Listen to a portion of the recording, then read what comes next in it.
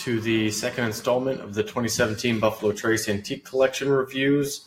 I'm Blake from Bourboner. Going to review a couple different bourbons tonight. We actually had some issues with last night's reviews. I did them live, and then not sure what happened to the video, but it went missing. I did my regular wrap-up video, and as I normally do with the Facebook Live videos, but for some reason it didn't get posted. So I apologize. I'm going to do a really quick wrap-up of those reviews so that way I have them documented, and then if people want to watch, they can, that didn't get to watch live, as well as I'll do a full post on the blog as well with my full tasting notes and that kind of thing. If it's much easier for you to read, I'll go ahead and do that. So just to kind of talk a little bit about the antique collection as a whole.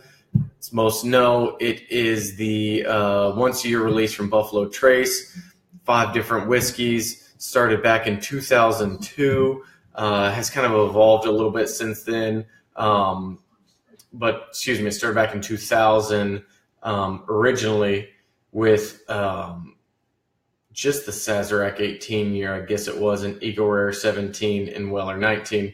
And then it's kind of moved on to, adding George T. Stagg in 2002, William Larue Weller in 2005, and then finally Thomas Handy in 2006. And that's where we have the lineup we do today. So 5 different whiskeys, 2 rye, 3 bourbons, 3 barrel proof versions of the whiskey, and 2 proof down to 90. So last night's review was the Sazerac 18 year. I talked about it because in 2015, it was from basically when it started. I don't remember the exact date. I'll have to find that, and I'll put it in the post. But it was around 2005, I believe. They started putting the barrels into steel barrels so it wouldn't continue to age past 18 years, and that lasted until 2015. And then finally in 2016, they pulled it fresh out of the barrels. There was this whole backstory about how the original tanked version of the Sazerac 18 year was contract distilled at Buffalo Trace for Cream of Kentucky and then sent back into Cream of Kentucky. Well, then after a couple acquisitions, long story short, the barrels end up back at Buffalo Trace. So it's technically the same rye mash bill. We don't know what that is. Most likely 60 to 65% rye, probably 30% corn, and a small 5 to 10% of malted barley. So for this review, last year's profile tasted a little off for me. I love the 18-year Sazerac. Just a high-aged rye whiskey is hard to beat, as most of you know. But this year's it was definitely better than the 2016, but not quite as good as the pre-tank stuff. It was a little drier, but it still had a lot of that fruity nose. I think bubble gum and melon, those kind of notes. It definitely has some of the spice, but it's not nearly as spicy and minty as a lot of the high rise you see on the market today. A little bit of pepper, but not too strong. But all in all, a really good whiskey. So that was good to see that was improving since last year. The next I tasted was the Eagle Rare 17-year-old bourbon. So the 17-year-old bourbon, the thing to note on the 2017 version was how little of it there was. There was only 1,500 bottles. I spoke with someone at Buffalo Trace who said, that they taste based on samples. They pick their favorite blend, and then they pull the barrels, and just a lot of what they pulled were light barrels. My guess is there was a lot of leakage because it was 89.5% evaporation rate. Barrels just don't evaporate that much. Even though it's 17 years, that's still on the high side. So my guess is a lot of these barrels had some leakage issues that weren't fixed or weren't noticed over the years, and that's probably why it was so low. This barrel had a good sweetness to it. There's a lot of oak and some of that leather and that kind of stuff. A little bit of orange peel in there. Definitely an improvement since 2016. I didn't enjoy the 2016 at all. well, I say it all for $80. I would have rather had 3 Eagle Rare 10 years, even though it was a pretty good bourbon. It just it fell short. The 2016 did for me. So the 2017 was definitely an improvement. I'll be able to go through everything in my full tasting notes. Finally, the one that I think surprised me the most was the Thomas Handy. So I'm actually going to visit this one a little bit more tonight just because it was so surprising. So typically, so Thomas Handy, it's a barrel-proof version of Baby Saz, or it's a younger barrel-proof version of the Sazerac 18-year. It's around 6.5 years old, and it's just a really powerful rye whiskey. And for some reason, when I tasted it last night, I just got a huge, corny, grainy note that you don't expect out of a rye. And it's still there. So it's not necessarily a bad thing. I actually really enjoy this. It just doesn't scream rye whiskey to me. Whenever I'm tasting, I tasted I believe it was the 2014 Thomas Handy next to it. You get a lot of that peach tea, and it reminds me of like the grapefruit LaCroix, a lot of that kind of stuff. But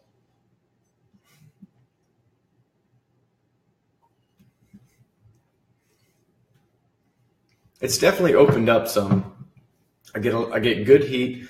There's spice. There's more of the apple, but like a red apple. And on the finish, it's much more of what I remember and what I think of when I'm thinking Thomas Handy or any of the Buffalo Trace ryes. That fruitiness, that caramel, it actually has a really good finish. It lingers for a while, but for the nose, it just has a graininess and a corniness to it that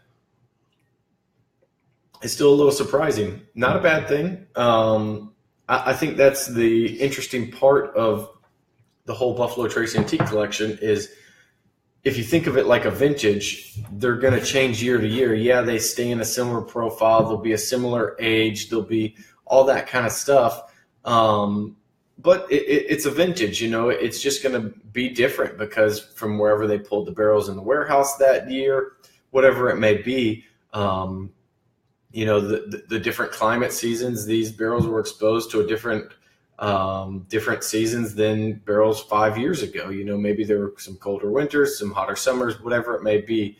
It just changes from year to year. So it's interesting to see how that plays out in the taste. All right.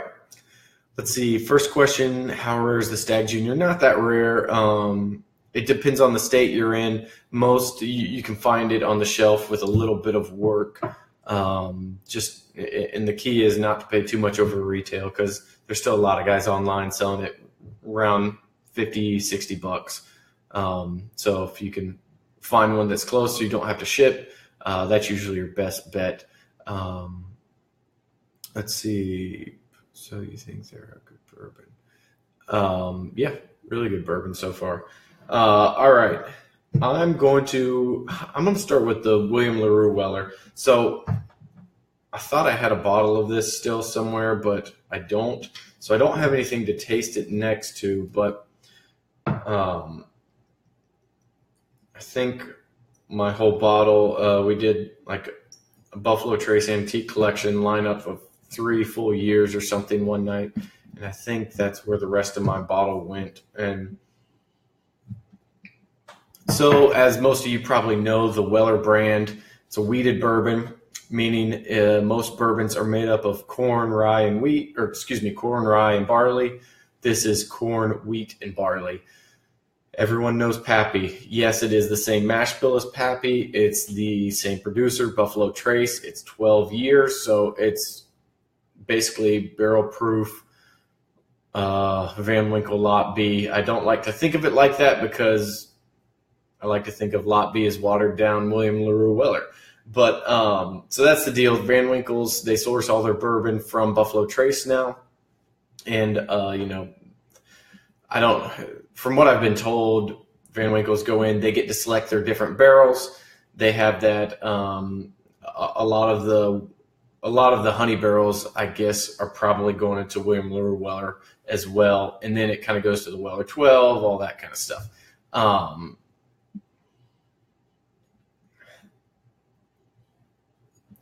It's really a great nose. There's a cherry sweetness. There's honey, vanilla, a little bit of dark chocolate. This is 128 proof. But man, it's got a great nose. It's somewhat floral, but a lot of that fruit and caramel and chocolate.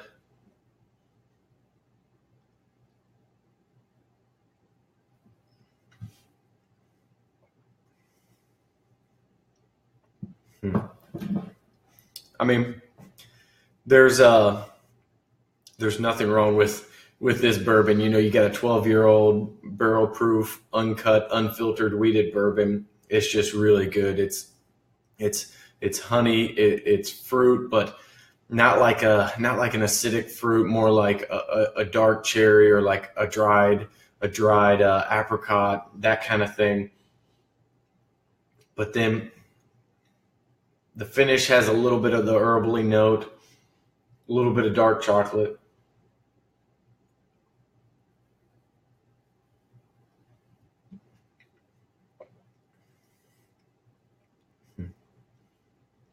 Yeah, I mean, it's really good, which for some of these, because they are so limited and hard to find, you want to be able to tell people, yeah, it's not, don't worry about it.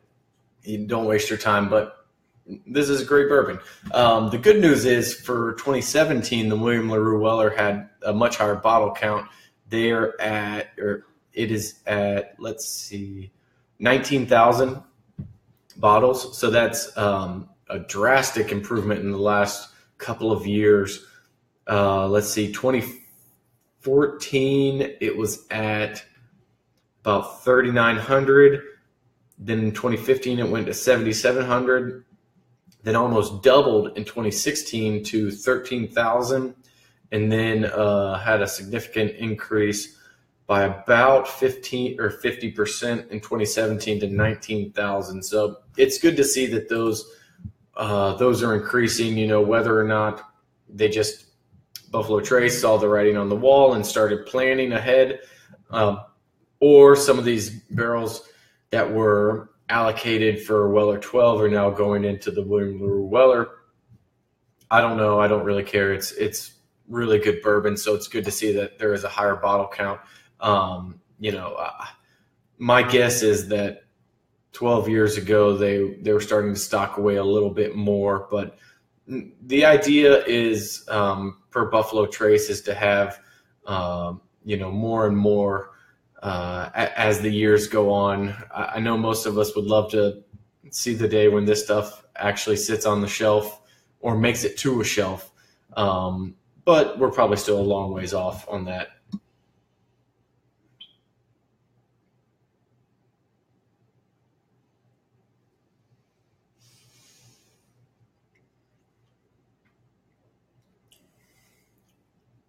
Yeah, it's really good. There's not a whole lot more you can say about something like this. I can talk about all the different flavor notes, but it's really good. So, and the point of all these reviews is, I understand you're not going to walk into a store shelf, see all 5 lined up and say, I only want to spend whatever amount.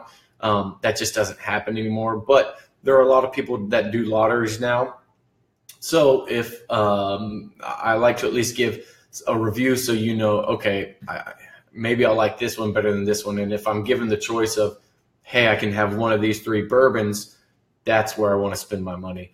Nobody's being fooled into thinking that I do these reviews so that, you decide whether or not you want to buy it. If you see any of 5 of these bottles, just go ahead and grab it. But if you are stuck with the choice, that's kind of what these reviews are for. If you win a lottery, they say, hey, do you want a Stag or do you want a William LaRue Weller? That's what I hope I can help you with. So this is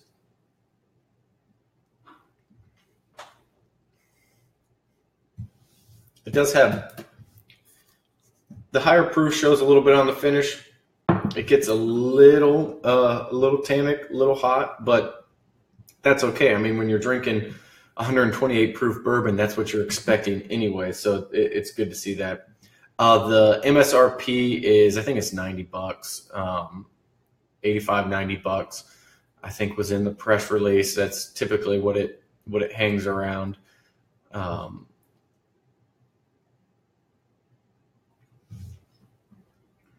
right. So that is the William LaRue Weller. Again, it's another good showing for that. They haven't had many off years with the Weller. Obviously, some stand out a little bit more than others, but very rarely man, I can't even think of a year where I was like, oh, this was not a good year for Weller.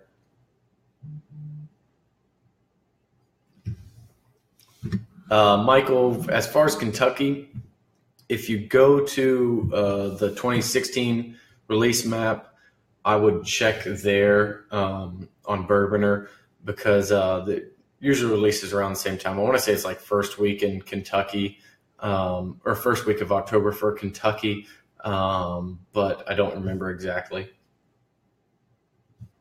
All right, now on to my perennial favorite. Is that correct word? George T. Stagg. So Stagg is one of those bourbons that really got me into the I'd say the geekier, nerdier side of bourbon, and really the whole limited edition bourbon hunting kind of thing. I've just always loved that one. And it was just something about it that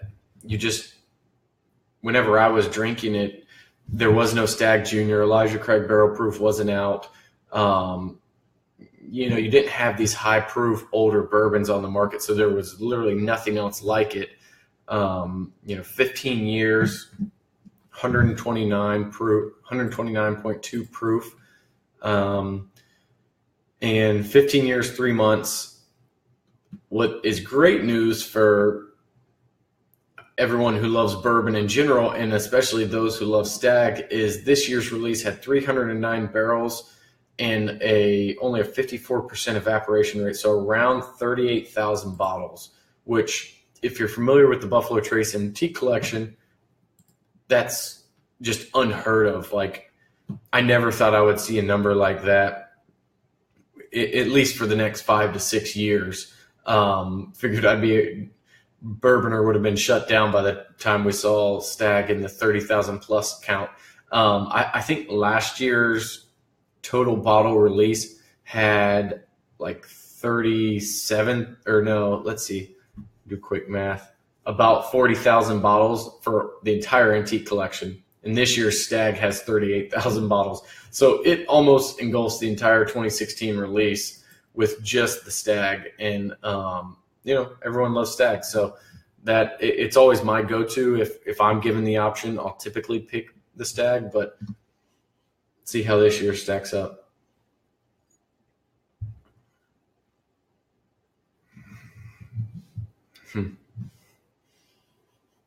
So initially, it's a brown sugar syrup. It's they're sweet, but then it goes really into like the dark cherry, a little more spice, a little more mint, definitely some of the orange peel.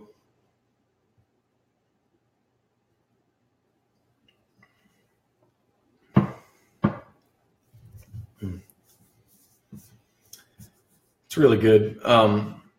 So it's got really good viscosity. It coats the mouth. There's cinnamon, brown sugar, and baking spice, kind of like a nutmeg, and almost more of a black tea herbaliness. Some of them have that fruitier teeness to them. This one, it's got more of the black, more astringent or tannic tea notes.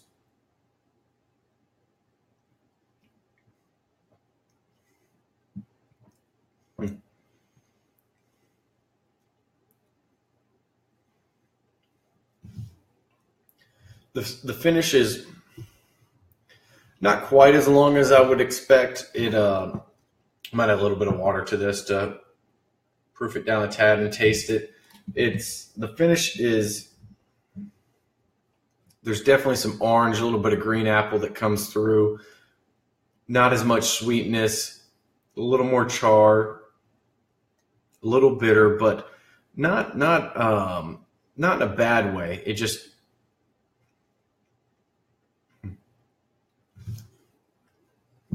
still tasting it a little bit. It's definitely good.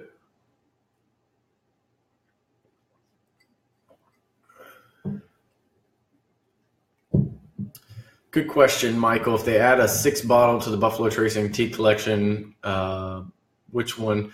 I think they should add Blanton's. They don't even need to do anything. They just need to make Blanton straight from the barrel a part of the Antique Collection, and instead of only sending it overseas. Now, there's a whole big thing about Blanton's is technically an NDP because it's owned by Ancient International. Buffalo Trace Buffalo Trace makes it. Sazerac doesn't own it. But that would be my wish if they could do that. Immediate reaction: William Larue Weller, George T. Stagg. I'm going to go with the Stagg. That's just personal preference. Just because I love Stagg, and this is a really good. This is just a great bourbon.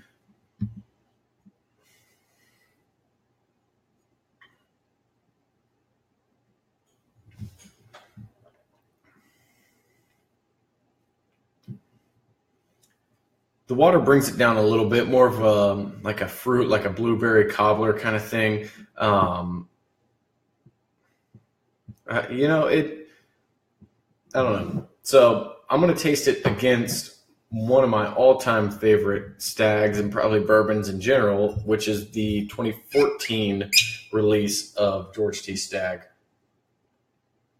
I feel like there may be just a little bit of fruitiness or sweetness missing in the 2017. It's not off much, but I'm going to taste it against the 2014 version to see, because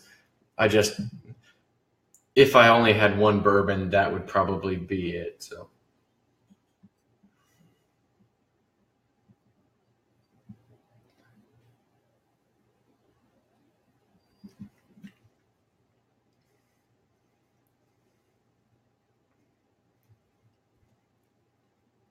Yeah, so the 2014, it pops a little bit more. You get hit with a little more of that fruit up front, but then there is some nice more aged notes like tobacco and a little bit of leather, that kind of thing.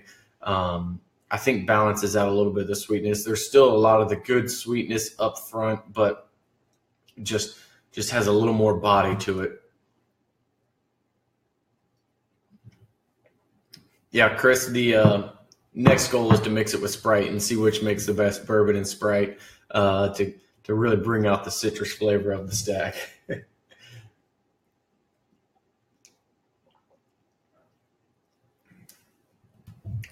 So, I mean,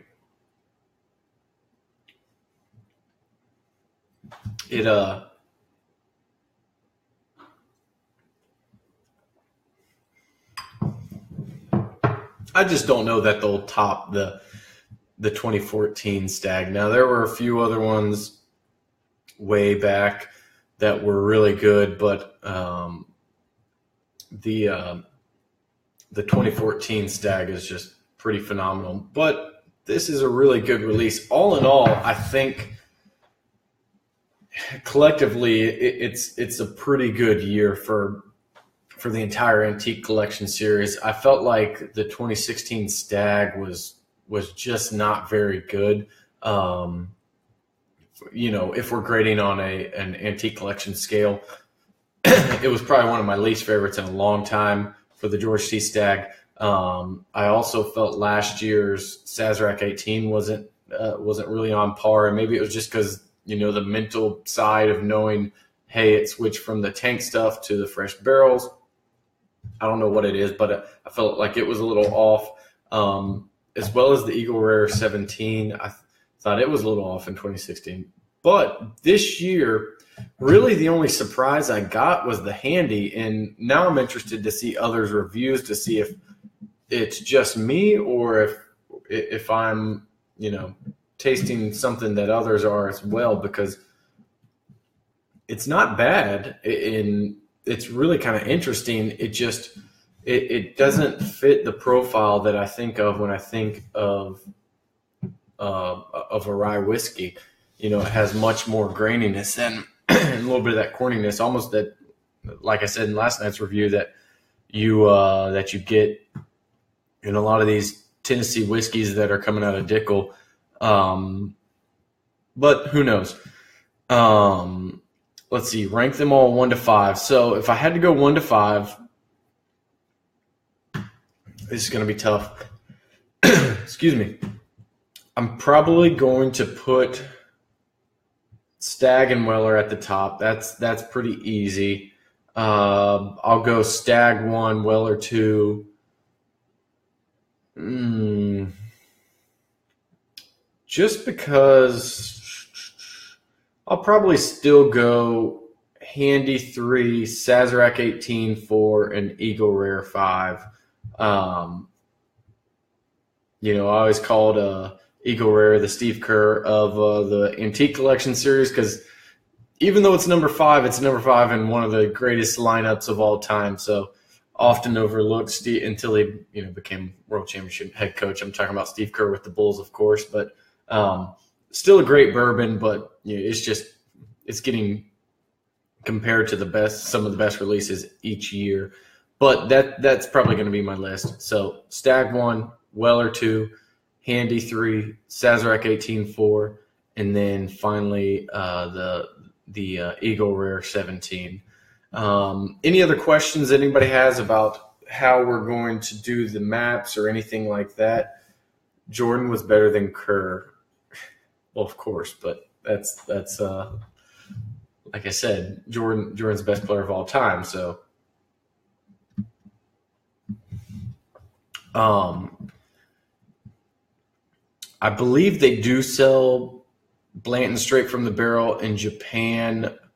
I can't remember. I know it's in Europe, but I believe it's in Japan as well. I have tried the Parker's release. I thought it was really good.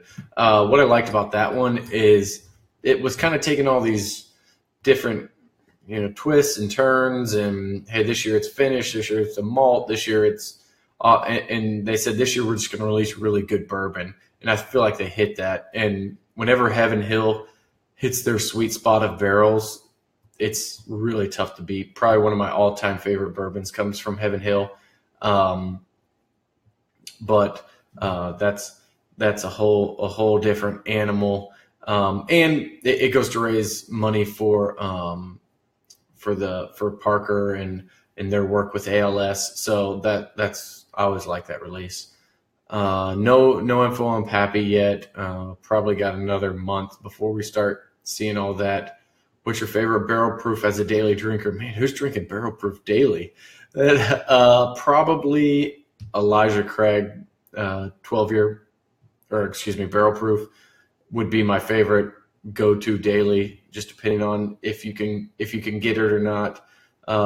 Next would be, I don't know, because I feel like their daily drinker category needs to be about $30 a bottle, and there's not much that's barrel proof in that $30 category. Do any of these beat out Elijah Craig barrel proof? I would take it depends on the batch, but I would take the Stagg and the Weller over Elijah Craig barrel proof. I love it. It tells me more. Yeah, that's just the maps are to make sure you did miss the release and you're not getting any this year. I haven't tried the Horstadters, however you say that, 16-year rye yet. I've heard it's good. Nate at Whiskey with a Review has a really good review of it. So if you go check him out on Instagram. Elijah Craig or E.H. Taylor Barrel Proof, that's another really good barrel proof, but it's still $60 to $80 a bottle. So I'd be in trouble if that's my daily drinker. All right, let's see a few more others. OGD 114, that's a really good suggestion. Matt, you're just going to have to rewatch all 30 minutes. I'm sorry, no Cliff Notes available. No, so I'll give you the quick rundown of the 1 through the 5. So number 1 was Stag. Really good this year. Tasted it next to 2014. It's not 2014, but it's still good. William LaRue Weller. I didn't have a sample to taste against from a prior year, but very much on the flavor profile of what we've come to expect from that. My third was the Thomas Handy. I'm still a little confused by this. I think it's good, but just had a few notes that I can't quite wrap my head around for that whiskey. And then the Sazerac 18, an improvement from 2016, but it's not the tank stuff. And then finally, Eagle Rare 17. It's good, but it's just got, it's the competition's too heavy for Eagle Rare 17. Go-to daily drinker used to be Weller 12, then it dropped to Weller Antique, and now it is just a mixture of different things. Eagle Rare 10-year. I've been drinking a lot of rum lately. Let's see what else is in the cabinet. Four Roses private picks. I drink a lot of those, that kind of thing. 1792 barrel proof is in the mid-30s. That's a good suggestion. Does the increase in yield bring a lot more bottles to the U.S. consumers? My guess is most stays here. I don't know that for a fact, but from what I've been told, they do try to take care of the U.S. market first.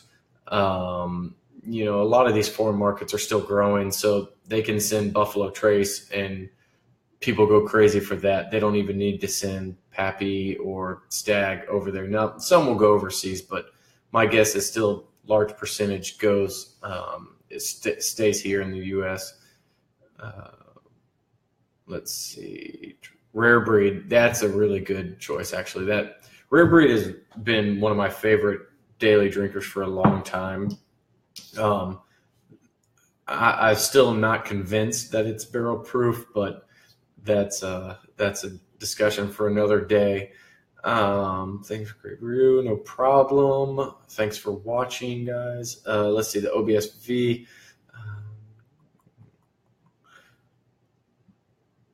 Review the ABC. Okay, I could do that really quick because I did taste that earlier. So I know there's quite a few Florida guys on, which I shouldn't review this because now everybody's just going to be calling and asking for it. So this is ABC. There we go. I'm getting the wrap up from my wife because This Is Us has started back tonight, and it's being paused until I get done with this. So I'm going to make it quick. Weller Antique, the ABC selection. If you're in Florida, just FYI, the only store that is allowed to sell Weller is ABC. How they got that deal, I don't know, but it's been in place for a while, and it's like buying land to farm on and then finding out there's oil in the ground is basically what I feel like they walked into there. It's not chilled, it's not non-chill filtered, but it's the regular antique, just their private pick.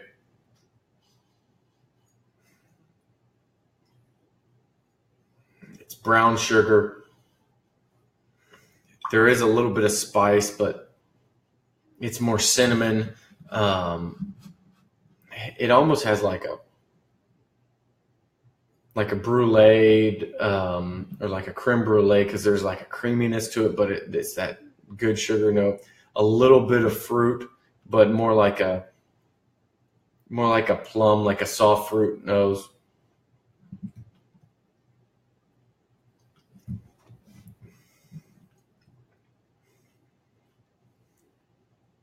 See, it's interesting to see some of the taste similarities, but also the differences that, you get in a Weller Antique, which is around 7 to 8 years, and the William LaRue Weller, which is 12 years, but barrel proof. They're about 20, so 10% different in proof, but man, it's really good. It's still that same. See, I actually would drink this a whole lot more just because it has that good sweetness that.